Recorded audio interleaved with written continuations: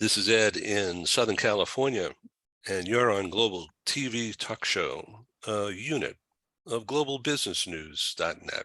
We started Global TV Talk Shows in 2020 in March, after the pandemic essentially wiped out our 25 years of doing live business meetings.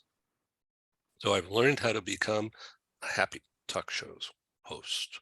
And this would never happen if we didn't have smart guests like we have today. In Germany, in Hamburg, we have two. Dr. Natalie Forrest. As you can see, she's a revolutionary rule breaker. And we're going to find out more about that from Dr. Natalie. And also in the Hamburg area, Matthias Kruger, and this is the first time we're actually seeing each other. And thank you. Welcome, Matthias, and hello, Doctor. So always good to be here, Ed. Thank you. Yeah, this is great. So you can hear me okay? I can hear you. And so we're going to have a dialogue, a conversation based on some pre-agreed conversations that we've had. So yesterday morning, a little bit later than this right now for me, I was listening to some old music, including a Barbara Streisand, "People are the luckiest people, and the people who like people are the luckiest people in the world." So I came up with the idea, okay, well, I need a brand, some kind of a slogan or something. So I came up with this, tell me what you think of it. Business people who like people are the luckiest people in the world. Now, business people who like people, rather than just sell them something, grab them, sell them. Business people who like people are the luckiest people in the world. And in this day and age, right now, that we're all experiencing is this concept of well-being in the workplace. Now, what's a workplace today? Is it here in a mountaintop house where I'm sitting, or is it an office tower where there's rows of cubicles? So we have experts. Dr. Natalie Forrest is a psychologist, a well-known author, public speaker. In fact, she's been speaking on our TV shows, not constantly, but almost, and on several different topics of keen interest to corporate managers of people, executives of smaller business, and a lot of worker bees who follow Dr. Natalie because she's actually an inspirational leader. She says, I'm going to read this, "I want you to welcome every day peacefully and excited." And it's all about what? Self-confidence, Dr. Natalie? Self-love, self-trust, self-knowledge, self-confidence. Yes, it all goes together. So is it like manipulation of self? You know, you tell yourself, I love you, me, I love you, No, it goes a bit deeper than that. But yes, that's one of the activities we can use. Yes, and we can actually transfer that into the office as well. So yes. So we're talking about self-confidence, can do, regardless of all the jerks out there who said they don't want to do business with me, Yeah. But I have information, I have know-how. I'm talking about people out there, not just me. And so it's the idea of coming up with a new twist or something that makes me want to do this day after day after day, do my thing, whatever that brand is, selling widgets or computers or coaching services or software or whatever. Yeah. It's all up here, right? All in your mind. Yes, it's right. All in your mind. But yes. This isn't the imposter syndrome thing, is it? No, really it isn't. It's just, it goes really down to the base of reconnecting with who we are.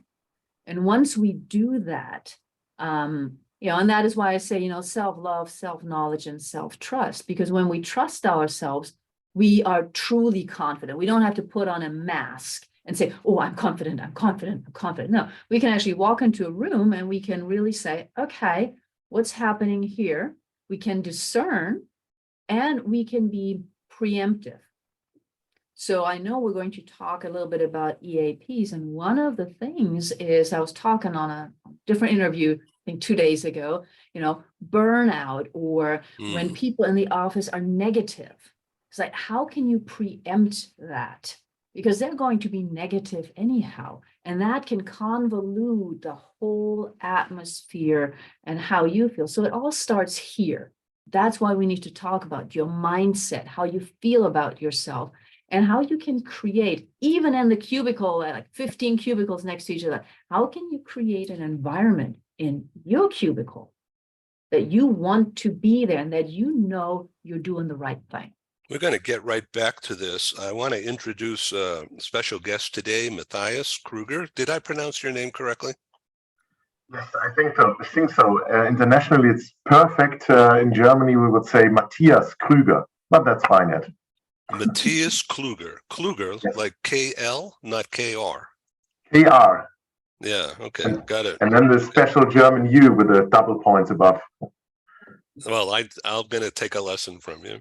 So thank you for doing this. I really appreciate your time here today. It's a little after 2 p.m., the middle of your busy day, and I really appreciate this. So you are I'm going to read this. You are Executive Board Director of Employee Assistance European Forum. Would you please self-introduce yourself better than I just did and explain to our corporate audience here in the audience, who's not only there today, but will be looking at this thing 8 months from now. So with that in mind, what do you do when you get up and go to work? Well, the evening before, I mostly do not know myself because all my appointments are in Outlook, and then I have to see what's today schedules, what I have to do. But in general, I'm a communication psychologist, and I studied adult learning, all in Germany. And more than 7 years, I'm working in the EAP field in Germany. Since almost 7 years as a freelancer. I work with different EAP providers all over Europe, and on that way, I joined the EAEF, the Employee Assistance European Forum, which are all the EAP providers from Europe and abroad, especially from Japan, UK, or also United States, are coming together and working on a better EAP service and also get connected with each other. And that's a honorable job. It's my 3rd year over there on the board, and it's fantastic to be, the members of the EAF became friends afterwards, and that's great to have in business friends. That's the best luck you can have. So is this part of, EAP, is it part of a human resource organization, or is it distinct and separate? I think in a way, if I can say normally, because I think in the United States it's more normal than in Germany, it becomes more and more popular, but in general it's located at the HR normally, yes. Yeah. Now, why is it in Germany or in some areas around Europe, why is it distinct and apart? Well, I think one point is also that some of the services of EAP is normally delivered by the government, for example, that's right. We all have public health insurance. So if you're living in the United States, for example, I guess mostly there's no public health insurance. So if your employer offers that to you, it's a great edit.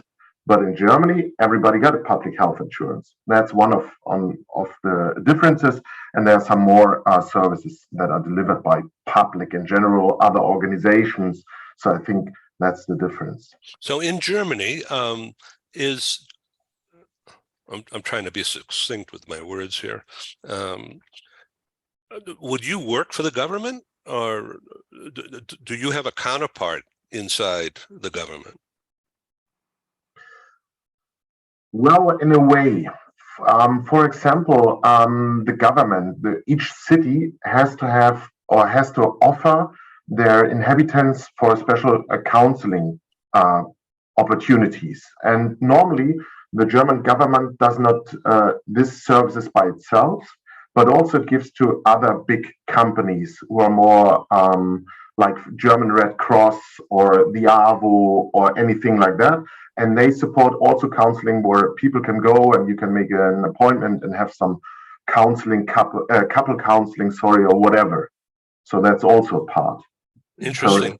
So again, from an American point of view, and a lot of our audience currently is US.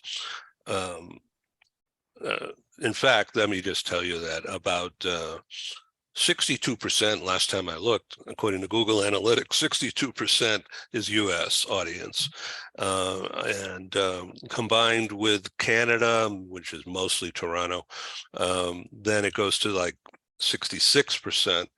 And then Latin America, mainly Mexico and also Brazil, is like another 5 or 6%.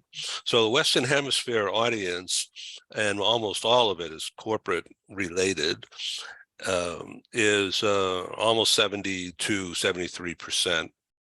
And Europe in general, everybody in Europe is about 20% of our audience currently. And India, Singapore, Hong Kong for sure, and then scattered across Asia Pacific region, including Australia, New Zealand, and Thailand and Philippines, Korea, and Shanghai and Beijing area makes up around 9%, roughly. And Israel, Tel Aviv, Dubai, Gulf, Cairo, we have a pocket, Amman, even in Tehran, we have some audience in Pakistan, Afghanistan, but it's really small. So we're talking to a business audience out here. Everybody's connected with HR, in other words, people management, talent management in every aspect, recruitment, development, training, taking care of problems, comp and ben, and assignment management, in other words, deployment around the world. And now with internet, remote working, global talent is right here on the screen. Here I am in Southern California, and you're in Germany, both of you. So companies can, a company in Pakistan could hire me, and I don't have to get on a plane unless they pay for me to do it. So, Matthias, is there an increased demand in Germany for the formal EAP stuff that you do, in addition to what the government provides? Yes, there is. Very directly. One of the trends for especially is that a lot of not German providers are coming to Germany and have their destination over there, because some of them or most think Germany is the motor, the economical motor of Europe. So Right. that's why they come to Germany for special. And it's also an aspect of talent management, because young talents are looking for also a good employer. So what can they offer me? What can they give me? What can I earn beyond the money? So, and then if you got an EAP, it becomes more and more, like you said before, in a way normal at the big companies, even this one who are working internationally. Let me ask you a question about the government intrusion into personal life. Is there stigma connected with that, or is there a law against that? That if I have a mental issue, family caused, or someone in my family has an issue, and I report that, and I'm looking for counseling, maybe not for me, but for them or for everybody connected with it, am I going to have a stigma attached to my record? Oh, that's what I'm really interested to listen to. Also to Natalie, what she's saying on that, because I think to me as an inhabitant, it depends on the family, it depends on the culture. It's very, very differently. I think the trend is that it's getting more and more less. In former times, it were kind of stigma. That's true, and it's getting less and less. And I think also one of the problems is if you would like to use the government services of couple counseling or whatever, it's the problem to find anyone. You have to search by yourself. You have to go out and make appointments. They are not that used to email or online. It's getting better and better, but it's not high quality services you can expect. So here in the U.S., there's a company, it actually started in Israel, but now based in the U.S., called BetterHelp.com, which is a phone-in, right? So anyway, they are one of my advertisers, and so sometimes you see the banner ad going, click, click. So they have a no stigma guarantee. So, Dr. Natalie, what do you think of all this so far? I think it goes directly to the issue of culture. Okay. So having lived and worked in both cultures, what Matthias just said, I think is absolutely true. And it's also sort of a two-edged sword. So in the US, for example, even though everybody seems to have a counselor and a therapist, and it's almost like, I don't know, a badge of honor, if you can say I've seen one, when it comes to the workplace, people are very concerned, generally speaking, because what you just mentioned, Ed, about government interference, they're worried that somehow the fact that they're doing couples counseling, for example, is going to go back to their boss and their boss, or let's use something like, I don't know, addiction, even if it's just something simple like cigarette addiction. And it's not simple, but, normally we all know that happens. But then they say, oh, now I go there and then I need that, even though it says in my EAP that I can have 5 sessions, but it's only 5 sessions. And then the boss will know, and then HR will have it on file, even though that's really not how it is, because the professional therapist is not allowed to provide any information. And it's all supposed to be EAP here and the job there. But that's a huge worry. And that's why a lot of employees in the US don't use it. So they go out and find. In Germany, on the other hand, it used to be, and I've only been back here a year and a half, but it used to be really that you try and work on it with whoever's there.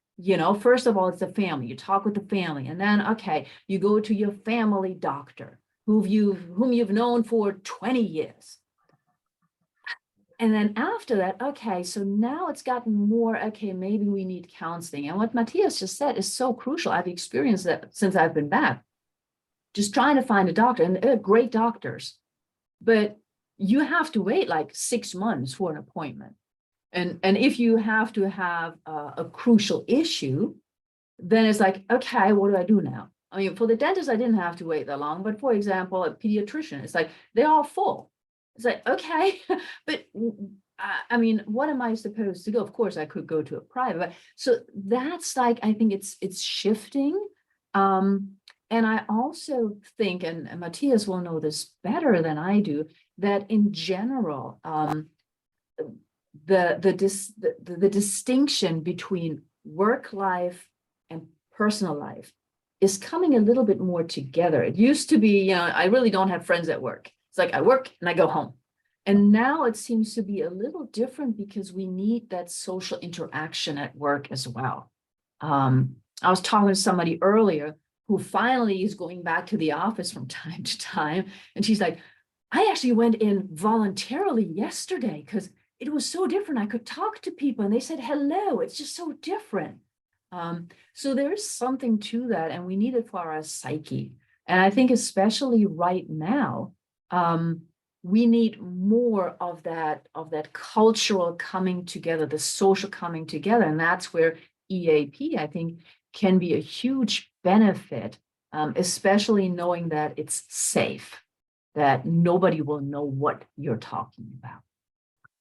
So, Matthias, in Germany, in the corporate environment, I don't mean any offense by asking this question. It's just an Ed question. Does the C-suite regard you and EAP as a pain in the neck because they already have the government deal? Is it an intrusion, or does it help them do their job better by communicating and engaging better somehow with employees? Mhm. At least it helps everybody.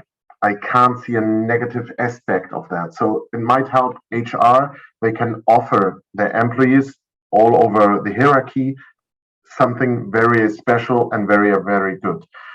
For the leaders, also, it means you can give your employees something about an issue. They might not talk with you about that. So you just can offer them, listen, there's a counseling service, you can use it. The best thing is to say, I tried myself, I did myself, and that's my experience. You don't have to talk about the issue.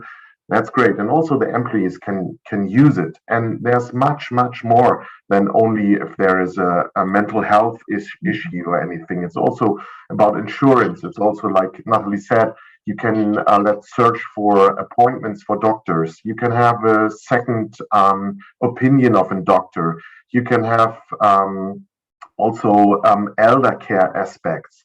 So there's a lot of things you can have. And what I always say is just call us and then we see what we can do for you. And mostly we can help. So, and I think to me, nobody asked me ever if there's a kind of concurrence to the services the government is offering. That's completely different.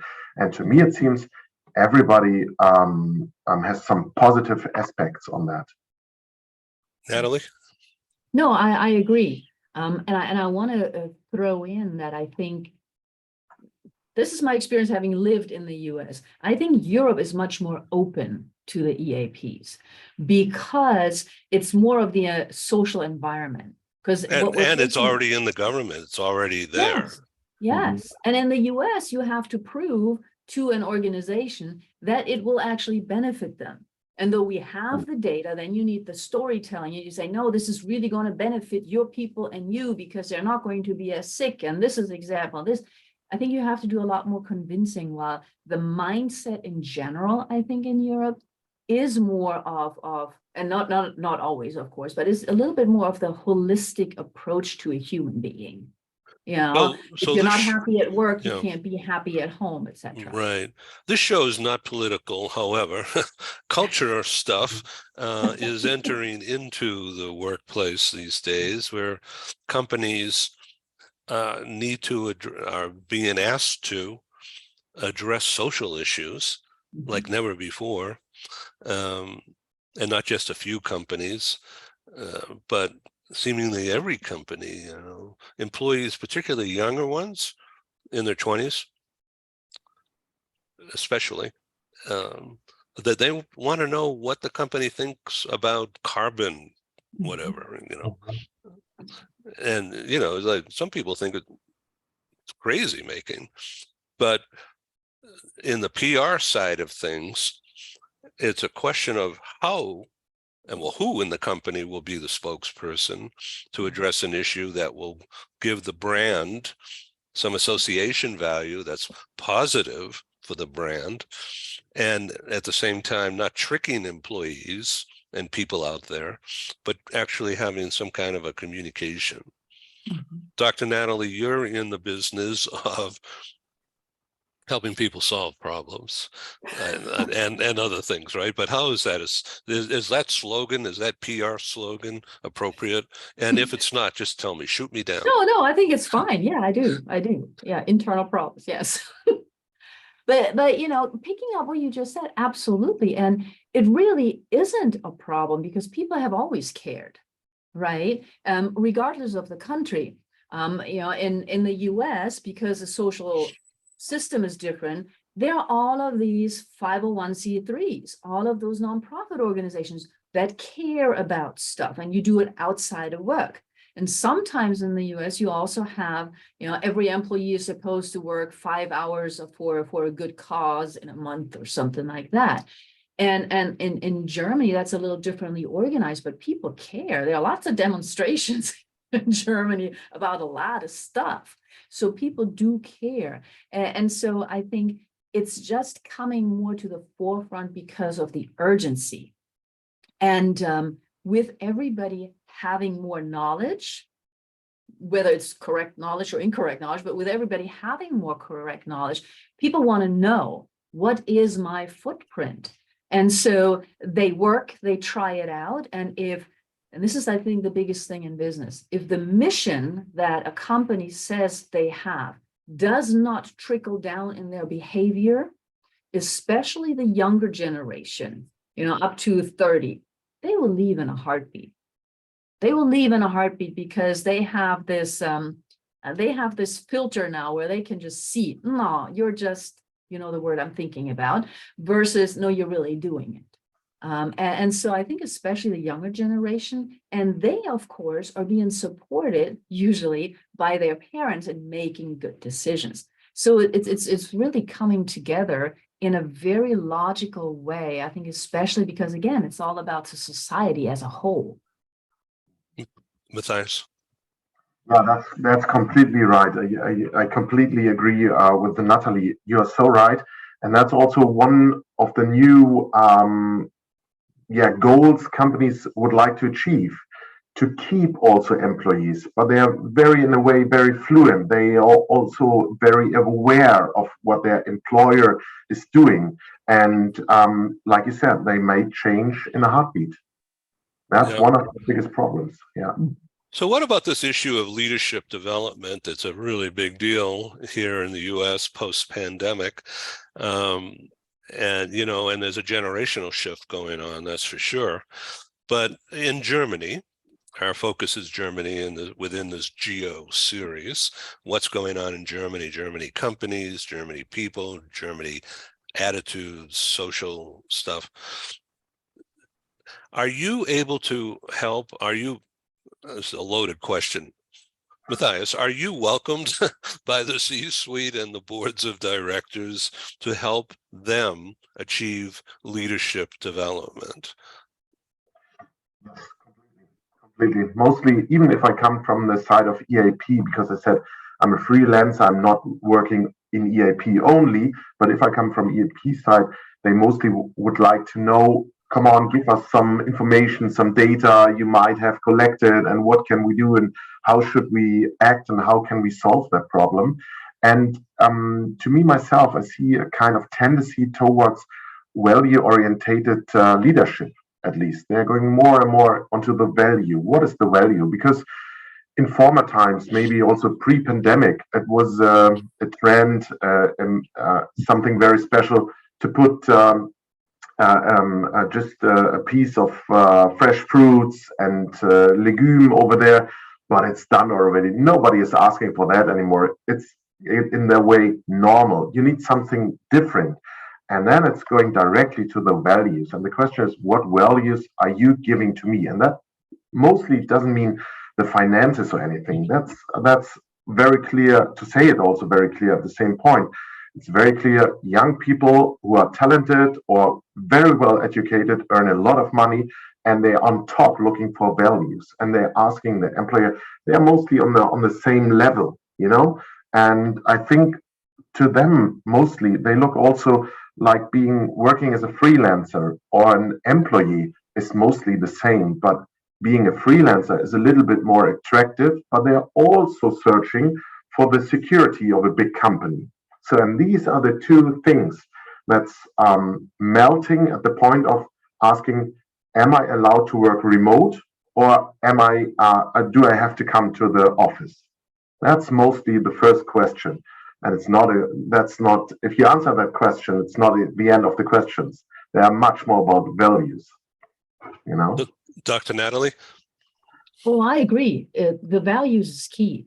It's where can I work? What happens if I want to take 4 weeks vacation? Is it going to be okay? And then, that's a younger generation. And then when they get older, though, and that's why they're also looking for the security, of course, when they get older and they're thinking about family, right? So they might be okay when they're 20, 22, 23 to work 10 hours, but they want to know that if I were to have a family, what else do you have here that agrees with my values? Whether it is that you have the kindergarten right next to the office, whether it is that I can get, extra leave because my child might be sick. And this goes for men and women, okay, especially I think in Germany, it goes for men and women.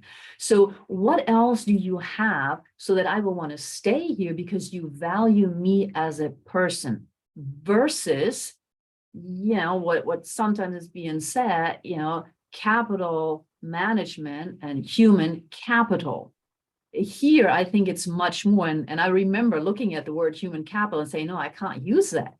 People are not capital in that sense. They're human beings. So I think that's really big. And I think it's getting bigger and bigger in other countries as well, because it's a generational move. Mhm. So a boss, a CEO, or the executive suite, they're looking at, well, what are my assets, corporate assets, and talent, of course. Now, I mean, they have all these artificial intelligence things and computers and whatever, all right, and corporate versions of Alexa and Siri, and but it is human capital, and so if they paper it over and just say, I'm not in HR, I'm in people, I'm a people-oriented person. Dr. Natalie, is that BS or is it truthful? No, I think, of course, in the end, an employee produces something. We know that. I mean, that's a given. And we don't have to think about it, but it is the way that you are treating that employee or that asset.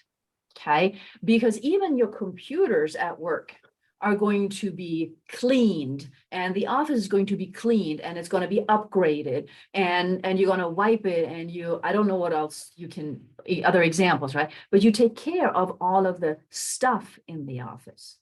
So the plants as well, they get watered. So a human being in that sense, of course they're an asset, but you need to take care of that asset as well. The way that asset can grow. And just as an example, and I think you and I talked about this before, when you pick up the phone, and this is not necessarily EAP, but when you pick up the phone and call somebody, and the first thing they ask you is, this is US, what's your social? Or they ask, what's your invoice number? They don't ever ask your name. Do you really want to stay there? Or do you want somebody to say, good morning, Ed. What can I do for you today? Oh, you got an invoice. Oh, different, just in the way that we portray it. In the end, business comes down to money. We know that. I would like to add just one point, because I think it's typical for Germany, as I know. In Germany, normally employees are working 40 hours per week. And if you would like to have a leading or leadership position, you normally work 50 hours plus. The new generation comes along and said, okay, I would like to have a leadership position and I would like to work 32 hours maximum. And that's mostly that employers said, okay, what are we going with that? Should we put two people on one position, or how can they deal with that? That's also a very, very big challenge for huge companies, because people don't want to work that much. They don't want to work anymore 40 hours per week plus X. They want to work less. And produce more. And produce more, maybe not always at work, because as I know, some of them got also a little startup, something beside their normal work. They got a piece of security by working 32 hours or anything, and one day per week, like Friday or anything, or Monday, they work on their own. They got a little startup where their mind go, where their passion is, what they really love.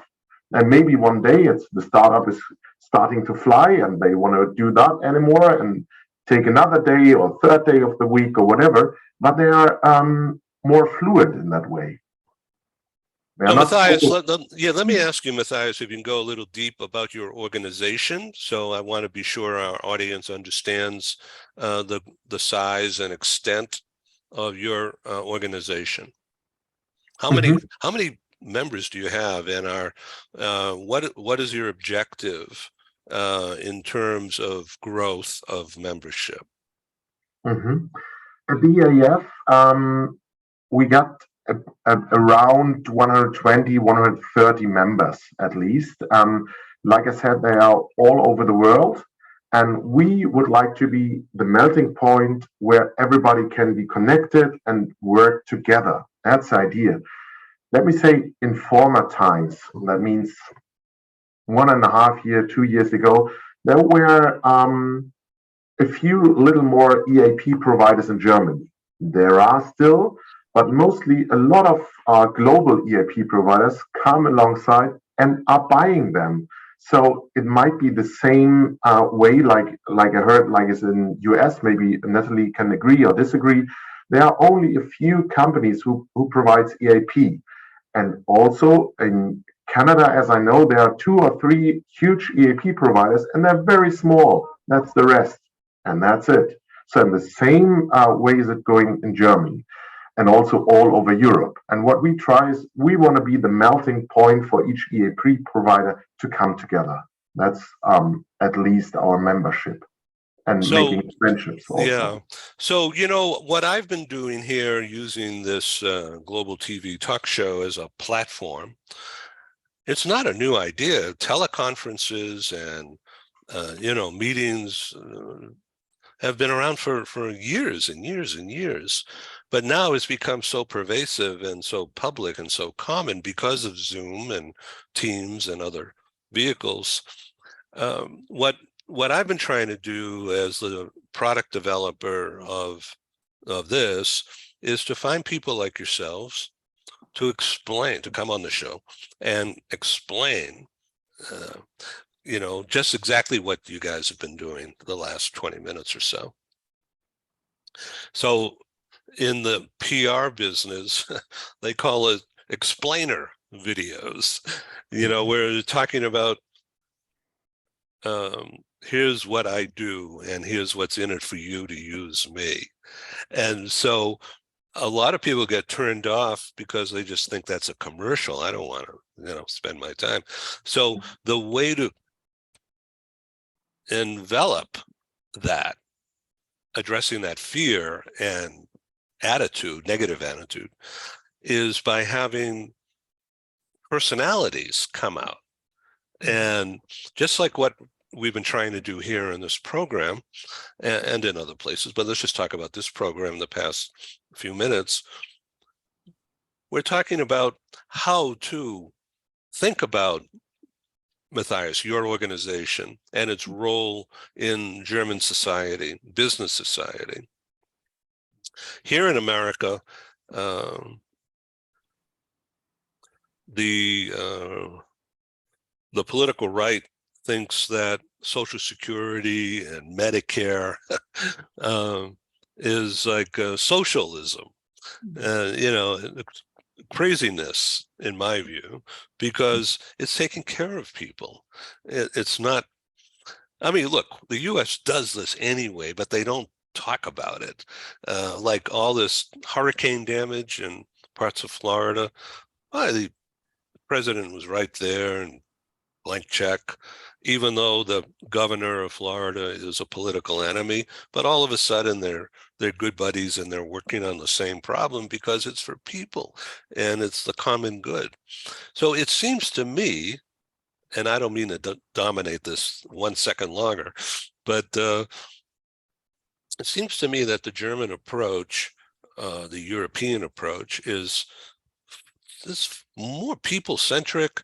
And, I don't know whether the management is good or what, but just the concept of taking care of people in a more people-oriented way. Dr. Natalie, doesn't that breed better mental health? Oh, absolutely. Yeah. Absolutely. And then I think that's the key, right? If we look at statistics, and I didn't look up the latest ones this morning, but if we look at depression, the rates in the US are much higher than in Europe. If Right. we look at suicides, much higher in the US than in Europe. Longevity, we live much longer in Germany, in Europe than in the USA. So I think there are clearly connections here. And that doesn't mean that we don't have, some people who also jump on the bandwagon of, let's just make some money and get this done. Of course, you have those everywhere. But I think in general, and I do believe as a historian, I believe that the key to that is, how did these countries develop? The US was built on individualism. Makes perfect sense. Well, Europe wasn't. Very different come from. And so, yeah, there's definitely more of a holistic approach. And when I walk down the street here, I see openly a lot more whatever, like yoga or Ayurveda, a naturopath. I see them everywhere. And even on a different business scale, not directly related to EAP, they are like one street down here, there are 7 hairdressers all in the same street.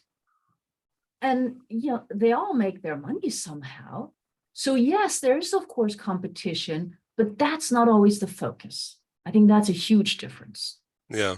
Matthias, the stage is yours.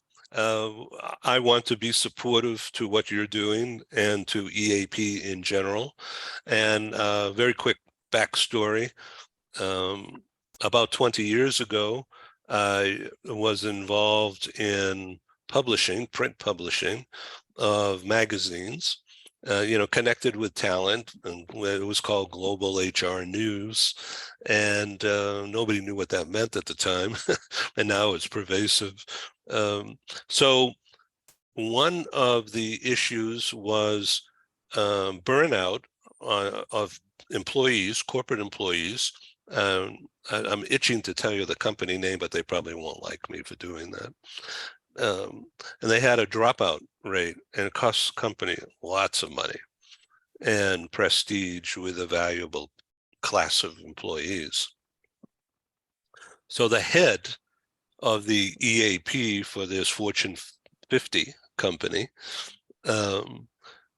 was psychologist, and with master's degrees and a doctor's in business administration. I mean, a lot of letters after his name, but he was really a cool guy and very people oriented, very aggressive. He was an athlete and participated out front, representing the company and employee benefit things. They came up with an idea of measuring and communicating directly through EAP rather than through HR under the umbrella of this huge corporation, and guaranteed no stigma and guaranteed privacy of whatever was discussed, and absolutely no stigma. And the result was they solved that quit problem, and they solved their loss problem. And they came and spoke on my circuit, my live conference circuit. And after that, other companies started doing the exact same thing. Mm-hmm. So I am a fan of EAP for many years, and that's how I met Dave Levine and other people years ago, and we stayed in touch. And so now here we are. It's full circle, and it's coming into the leadership vogue. So I'm a fan of what you're doing, Matthias, and I invite you to come back on this program. We'll be doing a Germany show every month, at least once a month. So let's plan now for November, 30 days from now. And we also will be doing Spain and Netherlands and UK and Italy, Switzerland, Eastern Europe, when it's safe to do that. So we welcome your organization to use this vehicle as a PR conversation with people like Dr. Natalie. So I've done too much talking here. Dr. Natalie, what is coming up for you? Do you have a new program coming up in the next few weeks? Yes, I'm sort of launching something myself right now, which is actually, funny enough, focused on doctors. It's been a passion of mine for a long time because I've come across so many doctors and medical staff that don't take care of themselves because they're so busy taking care of everybody else. So I'm going to focus on them for a little bit. And other than that, of course, there's some speaking coming up. You know, there's a big event at the end of this month with the LA Tribune and Top Talent, and that's called the Neuroscience Summit. So yeah, neuroscience, Yeah, mindset, perfect. and you know, some other things like that. Still working on finishing my last book. Thank you for asking. Thank you. Oh, please come back on and let me help you with some PR. Matthias, the stage is yours. Would you like to sum up and talk about your organization of what you've got coming up this month? Yeah, what we try at the EAF is becoming bigger and bigger, growing, and we really warmly invite everybody taking part, also students. We would like to refresh ourselves in that way because we got also a generation shift about that. We got a very experienced one, and we are searching for the younger one more and more. That's what we really, really love to do. And also, we work together in a European way, also with OSHA. I don't know if you know OSHA. It's a No. EU agency, and we try to get more attention at least. That's what we are going to do. And I know some of my colleagues are nowadays at the EAP conference in the US also. Yes. Yeah. If you know that. So some of them went there and make new and old connections again. Okay, so it's Matthias Kruger, and I didn't say that right. Why don't you enunciate your name better than me? That's fine. Matthias Krüger. Yeah, that's fine. Thank you. Okay, great. So thank you both for being on Global TV Talk Show. I really appreciate it. You'll both receive a finished edition of this program, hopefully later today or tonight, tonight. Mm-hmm. Okay, thank you very much for being on the show. Thank you. Yeah, thank you very much. I have learned a lot, and so we're going to circulate this program over the next 6 months or so and beyond to our networks, which total almost 1 million, but you never know if they're going to open it. So we want to have some information about yourselves so I could add to the PR value of the marketing as we go forward. And of course, I welcome you guys to come back on the show and do more. Thank you. Thank you much. Bye-bye. Awesome. Thank you. I hope